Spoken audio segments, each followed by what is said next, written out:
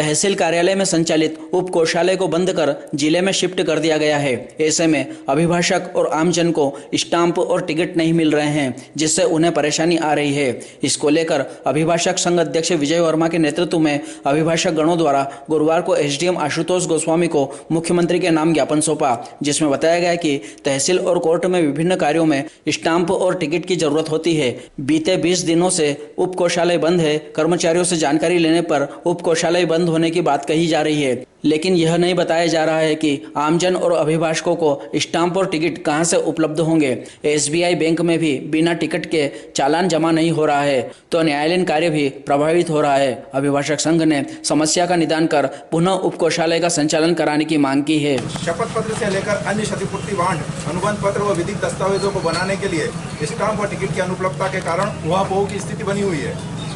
उप कोषालय कर्मचारी द्वारा चालान लेना बंद कर दिया है तथा स्टेट बैंक शाखा नागदा में भी स्टाम्प और टिकट के चालान स्वीकार नहीं किए जा रहे हैं। उक्त संबंध में उप कोषालय के कर्मचारी द्वारा नागदा से ट्रेजरी बंद करने की जानकारी दी जा रही है, किंतु स्टाम्प और टिकट कहां से प्राप्त होंगे, इस संबंध में कोई भी जानकारी अभिभाषकों व पक्षकारों को नहीं दी जा रही है, जिसके कारण पक्षकारों के समक्ष तथा वकीलों के समक्ष गंभीर परेशानी उत्पन्न हो गई है, जिससे न्यायालय टिकट की अनुपलब्धता के कारण न्यायिक कार्य भी प्रभावित हो रहे हैं। अभिभाषक संघ नागदा इस ज्ञापन पत्र के माध्यम से माननीय मुख्यमंत्री महोदय मध्य प्रदेश शासन से अनुरोध करता है कि पक्षकारों व वकीलों की उक्त समस्या का निराकरण करने तथा नागदा में उप कोषालय का कार्य पुनः विधिवत रूप से संचालित करने बाबत संबंधित अधिकारी को निर्देश दिए जाए।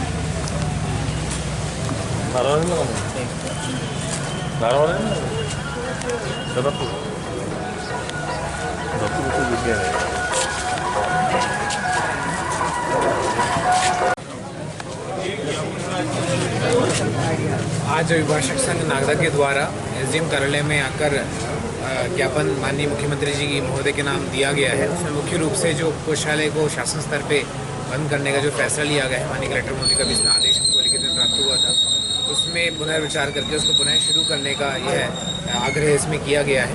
साथ ही साथ जिसमें judicial non judicial ticket stamp जितने भी होते हैं उसमें पिछले 20 दिनों से उपलब्धता ना हो पाने संबंधित परेशानी का भी उल्लेख किया है। इस संबंध में हम लोग स्थानीय स्तर पे भी इसका पूरा निराकरण करने का प्रयास करेंगे। इसके अलावा जो शासन स्तर पे जो कार्रवाई होनी है माननीय मुख्यमंत्री जी को उसके उचित कार्रवाई के लिए भेजी जाएगी। विगत लगभग 20 दिनों से न्यायालय परिसर के अंतर्गत जो ट्रेजरी वर्षों से संचालित हो रही थी उसको बंद कर दिया गया है।